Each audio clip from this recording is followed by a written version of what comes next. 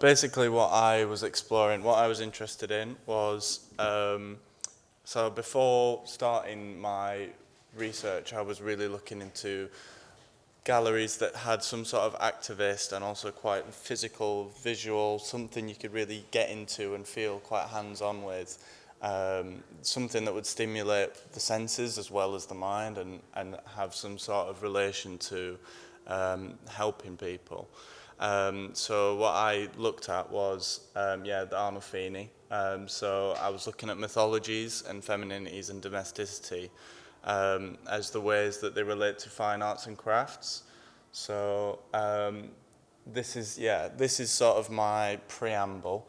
But basically, in the Subversive Stage by Roshika Parker, she basically suggests that the fine arts and crafts canons in the West were sort of built up especially in the West, during a time of basically during the Renaissance, a patriarchal sense of the home, and the home which eventually became the home as empire, especially during British colonisation.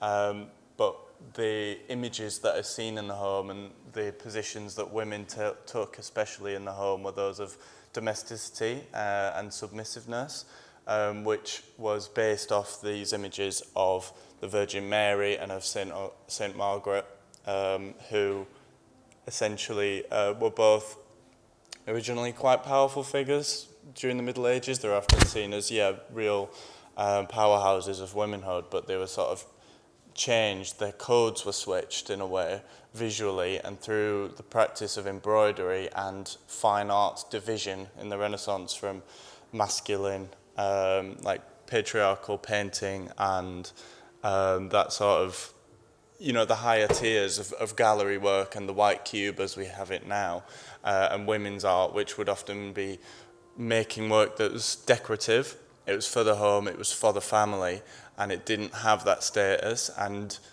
it was based basically off women's constant same status in the home. It kept women in the same status by making women repeat sort of imagery of the Madonna and Christ and Saint Margaret, and their idols were this woman of leisure, which Parker mentions in Subversive Stitch as well, which is basically an aristocratic ideal of a woman, that a woman decorates the house for the male status and builds up that image of a man, while their status, no matter what class they are at, in the practice of enacting that role, is always the same. Their status wouldn't change, but that made room for, I'll skip past all that text, it made room for essentially women to pass down their experiences, their knowledge, and to communicate through embroidery, through making, through fabric, which were those techniques that were not only permitted, because it wasn't just permitted, there were female fine artists, but it was also recirculated both through the patriarchy of men and of fine art, but also through women. And what's quite interesting is that what Threads does, how I looked at Threads, was that it doesn't reject the history of craft as something that has been used to marginalise and push down a whole branch of creativity, but also create a definition of the feminine which assigns also racial biases, sexual biases against work. A lot of the works dealt with the tapestry on the bottom is Anya Paintsill's God Will Punish Him, and there's a lot of race politics and race confusion that comes around in her work about sort of being a woman and being a black person, also being Welsh, and as Tara said, about sort of having that not being a single thing. Femininity, the definition of femininity kind of fixed that. So I looked at Threads and I thought that the way it was curated was very special in that it was curated not in a monolithic way. There's a lot of crossover and connection, and sort of in these works by Alice Kettle, you see this is work done with refugees who were camped out in France, but it was done as a collaborative work. So the curators of the exhibition, Alice Kettle and Gemma Brace, picked work which has sort of been developed with people who aren't only sort of the creative fine arts professional sort of things, but also people from the public and people in different places of life. In fact, the non-professionality of craft has sort of been challenged, but also represented here in the fact that this making is sort of, it isn't professional in that fine arts canon, because it's a canon of the fine arts being the professional way of making, but it's making that craft work, recognizing the value of the craft work as separate, or as its own thing, but also viable in a fine art space. The interesting thing, though, is the fact, well, first, essentially the way that Brace and Kettle have designed this space is really interesting. While all the stories, like as a gallery, Arnolfini as a gallery, the way that its literal history as a gallery and a white cube space defines it as a place that is limited in how it can represent, and it also curates how it represents, and it's a Western white male-built foundation that's based on fine arts selling and practicing, which is in itself limited, and what they can show is limited. But the interesting thing is that the title of the exhibition, Breathing Stories into Materials, and the layout of the exhibition is very designed to connect things without putting them without saying that they're the same thing, or that they tell any specific story, but it gives room basically to connect, and also worked with school children. They had school children coming in, and which was really interesting. So they were working closely with the community and educational systems to sort of have kids and people tactilely interact with the objects, which really engaged people's sensory link to them, and the history as well.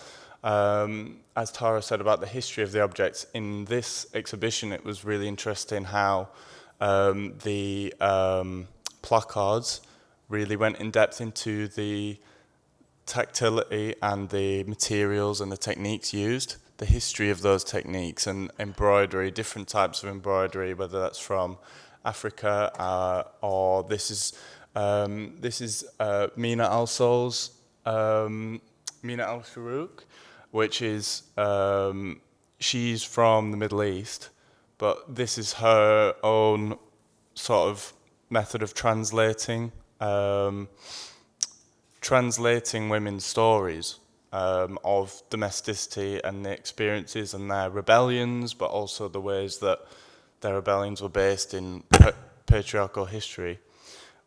But that's one form of sort of the pagoda sort of imagery, but also looking at Yinka Shonabari's bookcase. The British Library collection is really interesting because it speaks directly, I think, with the fact that it is based in a gallery space. It speaks to this.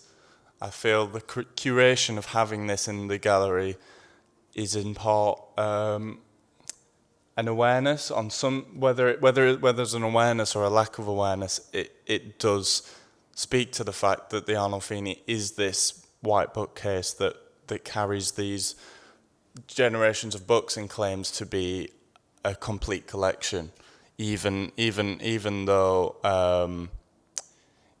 even with the outreach that Arnolfini was doing, so they were working with also the stitching together was basically a community outreach thing with refugees and women of Bristol to make together, and they had an exhibition room.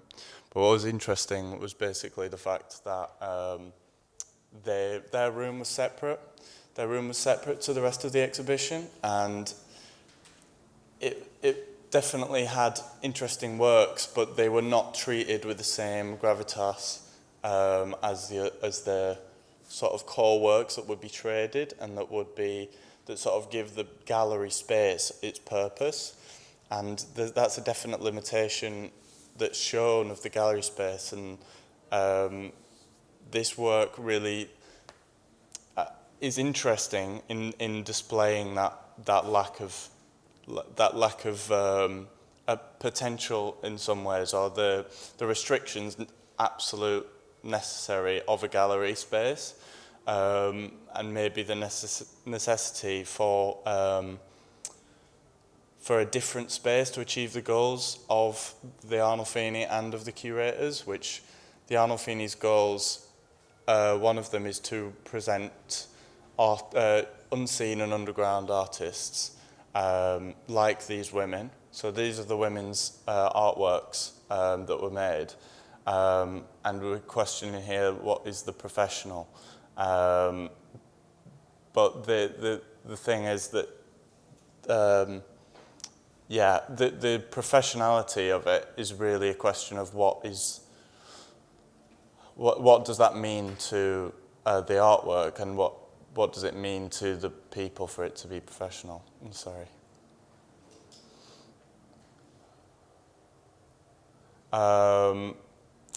The Arnolfini also engages in artist outreach. So they worked with the artist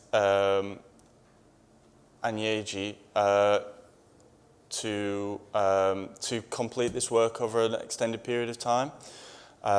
So this is an ongoing piece of work called Ezu, which essentially is constantly changing.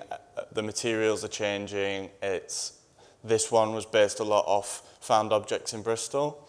So it's developed off her experiences in Bristol on a residency. But it's ever developing, so it is really connected to her non-monolithic status and the fact that she, as an artist and in this dynamic, is able to present herself, performs differently and changes how she performs throughout life. And that's interesting because the performance of femininity is both sort of a memory and an understanding of femininity is definitely shown, but it's also challenged through the exhibition. I don't know why that picture's looking so weird, but there was also this installation called As She Laughs, which again with that look of mythology. I'd say the exhibition is very interesting because it has a lot of imagery which evokes the traditional mythologies of Christianity and of not only Christianity but colonialism and patriarchy, like that bookcase, like the works of Anya Paintsill, which also kind of have that Virgin Mother traditional Christian tapestry sort of evocation with carrying the child and people being stomped on and crushed and the sort of biblical violence. There's a lot of that throughout the display, including As She Laughs, which carries relations from cross-cultural mythologies and building techniques, but really what the Threads exhibition did interestingly was to cross over the tradition, like the traditionalized, the expected, the known and the unexpected and the unknown, and not from the point of view of the artist, but not from the point of view of the curator, but from the point of view of the culture in a way, and having and representing them all in the same period, the same space. Definitely as well the fact that the exhibition is very much liminal. It's a liminal space. When these children were coming around, they were very much able to. They became a part of the space. You became a part of the space, and really got to. You felt the space, which is interesting. Again, looking at all the intersectionality of the works in threads, it was really interesting. Sorry, I think I might have cocked this up a bit.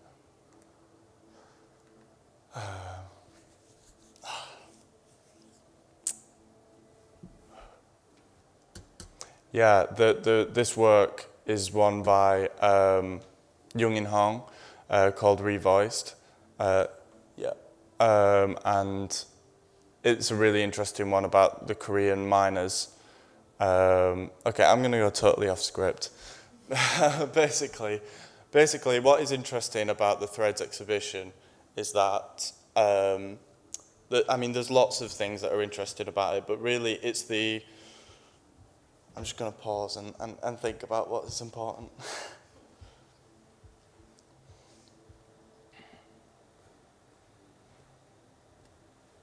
Oh. Oops. I've lost it, yeah. Sorry about this. No, it's all right. Take your time, there's no rush. There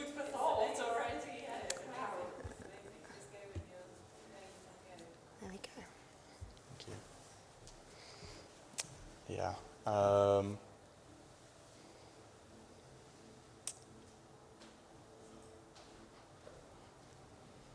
just going to quickly grab my laptop.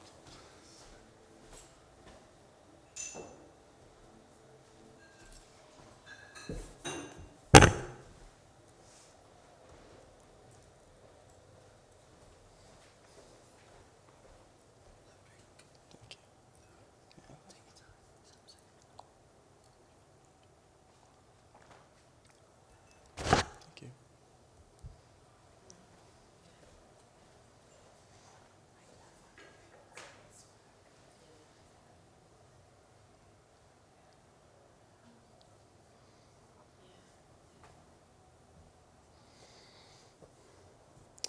So essentially, over time, what the interesting thing, basically, across time, according to Rushka Parker, fine art canon has assessed the world of art to divide it between the fine arts and crafts by collapsing women's embroidery, domestic labour and textile making into the monolithic stereotypes of the inferior feminine and the applied arts. She posits that the feminine has been recirculated from Renaissance traditionalized fine art canonized model femininities like the Virgin Mary and Saint Margaret, who were basically revamped and remade in the early Renaissance period to avert their eyes in images. Their looks would always be subverted. St. Margaret's original story of killing a dragon and then being killed heroically in her story was then one of being tormented, killed, tortured, and that would be visualized a lot more in the fine arts, glassmaking and painting, sort of stained glass windows and that sort of religious imagery, which was reflected in the ideal of the woman of the house who would also be submissive, and that became a seductive image, one where domesticity was one that was decorative, and the applied arts were a decorative, visual and status-made thing for the man, and as I said, the home as part of the empire, the patriarchal empire, where the woman's role was to sustain the man, to sustain the family, and that was a role that was very much held highly, and still in threads is quite interesting because it sort of reclaims that idea of family and that idea of supporting the family and the strength in that, and the variable meaning of family as well. Family can be so many things, and it's reinventing that family, reinventing the status mainly of this work, where in the fine arts canon it's really has no value, or it only has value to women, and it's easily defined as childish, or in the subversive stitch, there are artists and feminist activists who called it sort of meaningless and something to be avoided as well by early feminist activists, something to sort of avoid because that work that women did was low and decreased the value of a movement. The goal of early feminism in some senses might have been seen to be more like men and to readdress the balance. What this exhibition does interestingly is it really counters that idea that there's anything needs to be inverted or changed about an experience. It's really about lived experiences. It's about the experience that are had, and they are clashing, and they are they're fluid, like like Anyeji's work on the right hand side. It's fluid, it's changing, it's ever growing. It's a process of making and time. In fact, the use of fabric so much in the exhibition is really interesting, and embroidery, because not only were they lowly seen in the house and sort of a women's pastime that a woman naturally desires. Not only is it their natural role, but it's also then it was perceived and recirculated as being a woman's natural desire and a natural way for that women would spend time, and naturalization is another one of those scientific sort of canonizing ideals that also made it possible for things like the exoticity. Oh my God! I can usually exotification. Yeah, sure, we'll go with that. I think exotic. It's a panel about language. Yeah. You're allowed to pick But Saatchi Bartman, which is definitely evoked in Anya Paintsel's tapestries at the bottom, with the crying woman and the child, where it was that scientific, but also that arts voyeurism of the other that made it able to be. That it was moralized. It's a moralized, naturalized. It's a way of segregation that is unknown even to the oppressor or to the marginalized, because it's a false knowledge. And as Tara said earlier, it's instead of embracing the ambiguity and the questions and the ever-changingness of identity and the performance of it as well, which Judith Butler obviously says that identity is performed. Instead of that, colonialism and white spaces like the Arnolfini, the Arnolfini actually was designed with a statement in mind that sort of would bring up underground artists and new unseen works, but even then it still was a curated space like that of the fine arts canon.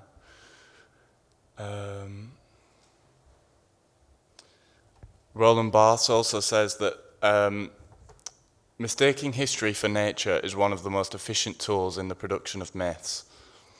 And Michael Foucault says memory can be an act of resistance against hegemonic discontinuity, which basically means remembering, collective memory, working together to develop new memories and sharing experiences is a real way of defying those institutions and those structures that we actually perform.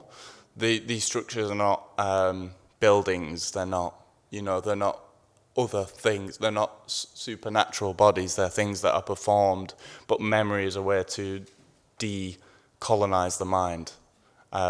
So what these works do is, like with the cross panel, this is actually made out of parachute material, with these kind of crossover, massive and then quite across the room tapestries and things, is really embody memories together, that they really connect, and you can observe the artworks from different angles and different spaces. But then again, it is still a gallery space, and it is still that sense of propriety that is limiting. The other thing, though, about stitching together that is really interesting, which was their outreach program with women, is that although at first glance it does seem as almost potentially a sexist act to reach out to women and give only women the opportunity and maybe the need to work domestically or with embroidery or with these things, but I think really what it is an action to allow the communication through that shared history, and to recognize the memory, that shared collective memory of families that in the past and still to this day recognize women's domesticity as natural, and then to bring that out of the home and have different discussions within a fine art space where it's likely that those presumptions and thoughts are challenged by the use of making, tactile making. From further research, I found that really tactile making is a way of mindfully communicating things that people would not otherwise expand upon, and that's through the actions of plaisir, which basically means bodily pleasure, which is sort of the feeling of touching things and feeling comforted or interested or physically, sensorily engaged. And that could be in a number of ways. That could be, but anyway, I won't go into all the ways. but basically by senses and by being in a space. And then jouissance basically means a cultural connection where people can connect around things that they all have mutual understanding of, which is interesting as well. I'll move on a bit. Yeah. In summation, essentially, what I've been looking at is... Just one sec. I think what I'd like to say about Threads is it's an interesting exhibition. I think it definitely, the goals of being pro-social, educating and bringing in artist outreach from the likes of, where is it? From the likes of Ifeoma Nyeji, this artist, is really positive, but it's also adds the question of why does that gallery have that power, and only that gallery have the power to create these spaces, and are there ways where really we should be taking, where the gallery could, with that power and with that hegemony, be giving more influence back to people who could act upon it communally and share that influence and that ability to create space. It's a curated space, it's a liminal space, and it takes the artwork as well away from the physical context of it, although the placards are really great.